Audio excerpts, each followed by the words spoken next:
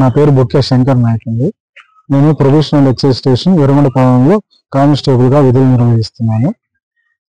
కాగా ఈ నెల డిసెంబర్ 3వ తారీఖు మా సిఐ గారి ఫోన్ కాల్ ఆదేశాల మేరకు అమానిగుడిపాడు అనే గ్రామానికి వెళ్ళి బెల్షాల్ కంప్లైంట్ ఉంది, దాని దగ్గరికి వెళ్ళి నువ్వు వెళ్ళి డెకా ఆపరేషన్ నిర్వహించి చెక్కితే తీసుకొని రమ్మని చెప్పారు సార్. నేను ఆదేశాల మేరకు నేను మా డ్రైవర్ని తీసుకొని స్కూటీని వెళ్ళి ఈ అమానిగుడిపాడులో డెకా ఆపరేషన్ నిర్వహించగా ఒకరు 2 బాటిల్ అమ్ముతూ నాకే డెకా ఆపరేషన్ చేయగా నాకు 2 బాటిల్ అమ్మారు. ఈ విషయాన్ని మా సిఐ గారు తెలియపరచగా సరే వాళ్ళ ఆధార్ కార్డులు తీసుకొని వాళ్ళని తీసుకొనిరా అని చెప్పాడు సార్. సరే అని చెప్పేసి నేను ఆయన్ని తీసుకొని ఆధార్ కార్డు తీసుకొని వెళ్తూ ఉండగా కొంతసేపటి తర్వాత ఫోన్ వచ్చింది సార్ సిఐ గారి దగ్గర నుంచి. ఫోన్ రాగానే అతను వదిలేసి అతని ఆధార్ కార్డుని అక్కడే వదిలేసి నువ్వు వచ్చేసి స్టేషన్కి అన్నారు సార్. సరే అని చెప్పేసి నా సార్ ఆదేశాల మేరకు నేను అతను అక్కడే వదిలేసి నేను స్టేషన్కి వెళ్ళాను సార్. స్టేషన్కి వెళ్ళేసానికి సార్ అక్కడ లేరు. సరే అని చెప్పేసి ఇంక ఫ్రెష్ అవ్వలేదు అని చెప్పేసి ఇంటికి వచ్చి ఫ్రెష్ అయ్యి వెళ్దామని రూమ్కి వచ్చి ఫ్రెష్ అవుతుండగా తేజ అనే కానిస్టేబుల్ మా స్టేషన్లో మా కొలీగ్ సార్ అతని చేతి ఫోన్ చేయించి సిఐ గారు ముద్దాయిని తీసుకురాలేదు, తొందరగా తీసుకొని రమ్మను అని అన్నాడంట సార్. అతను ఫోన్ చేసి అన్న ఈ విధంగా సారు అడుగుతున్నారు ముద్దాయిని తీసుకొని రమ్మని అంటే, ముద్దాయిని ఏం తీసుకొచ్చేయండి సిఐ గారే కదా నాకు ఫోన్ చేసి వదిలేసి వచ్చేసి నేను వేరే వాళ్ళతో మాట్లాడాలి, వాళ్ళు వస్తామన్నారు, నువ్వు వచ్చేసేయలే అన్నారు అని చెప్పాను. నిజం అబ్బాయి అలా చెప్పంగానే సరే అని చెప్పేసి ఉన్నాయి సార్. మేము రాగానే యుఎస్ గారు మీకు పాస్పోర్ట్ ఇచ్చి మార్కాపురం పంపించమన్నారు అది ఏం చెప్పారు సార్. దేనికి సార్ అడిగితే ఇవన్నీ నీకు చెప్పాలా, అవసరం లేదు, చెప్పింది చెయ్యి లేదు నేను రిపోర్ట్ రాస్తాను అన్నాను సార్. సరే సార్ నేను వెళ్ళి 4 రోజులు వెళ్ళి తర్వాత వచ్చేద్దువులు అన్నారు సార్. సరే అని చెప్పేసి పాస్పోర్ట్ తీసుకొని మార్కాపురం ప్రొవిషనల్ ఎక్సైజ్ ఆఫీస్ యుఎస్ ఆఫీస్కి వచ్చాను సార్. యుఎస్ గారి దగ్గర రిపోర్ట్ చేసుకున్నాను సార్. ఇక్కడ విధులు నిర్వహిస్తూ ఉన్నాను సార్.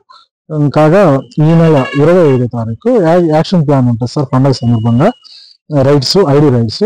అట్లా భాగంగా ఎర్రగొండపాలెం సిఐ గారు మనం 4 రోజులు ఇక్కడ ఉండనివ్వండి ఏఎస్ గారికి చెప్పగా మనం 4 రోజులు అక్కడే డ్యూటీ చేయించుకున్నారు సార్. ఎర్రగొండపాలెం సిఐ గారు డ్యూటీ చేయించుకొని తర్వాత 25వ తారీఖు పండుగ రోజు ఇంటికి ఉండగా ఈ డిటిఎఫ్ ఎస్ఐ గారు శ్రీకాంత్ రెడ్డి సార్ గారు మా సిఐ గారు ఇద్దరు రూమ్ లో ఉండి మధ్యాహ్నం తాగుతూ నాకు ఫోన్ చేశారు సార్.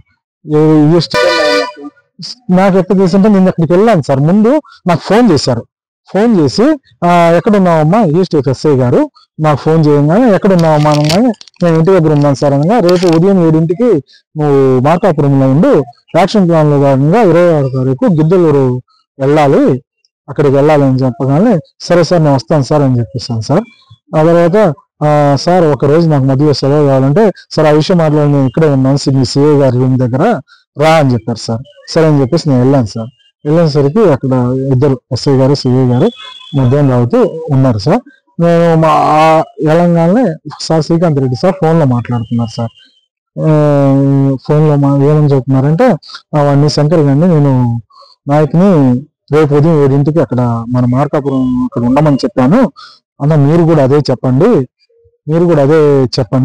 నేను చెప్పినట్టుగానే వాడిని అట్లా వదలకూడదు, వాడిని ప్రతిరోజు 7ంటికి రమ్మని ప్రతిరోజు చెప్పండి అని చెప్పారు సార్. చెబుతూ ఉన్నారు సార్. అదేవిధంగానే సార్ నేనేం చేశాను సార్, అంత అన్యాయంగా నా మీద ఇంత కక్ష పెట్టారు, నేనేం చేశాను సార్ అని చెప్పి అడగగా నువ్వెవరో నా కొడక అని చెప్పేసి దుర్భాషలాడి నన్ను అక్కడ అవమానపరిచారు సార్. ఇంకా కులాన్ని ఎత్తి తిట్టారు సార్. తిట్టంగానే సరే ఆ విషయాన్ని నేను తెలియపరచుదామని ఎర్రగొండపాలెం పోలీస్ స్టేషన్కి వెళ్ళి కంప్లైంట్ ఇచ్చాను సార్. నా కంప్లైంట్ రిజిస్టర్ చేయలేదు. మరిన్ని వీడియోస్ కోసం ఛానల్ ని సబ్స్క్రైబ్ చేయండి. లేటెస్ట్ అప్డేట్స్ కోసం వాట్సాప్ ఛానల్ ని ఫాలో అవ్వండి. ఆ లింక్ డిస్క్రిప్షన్ లో ఉంది.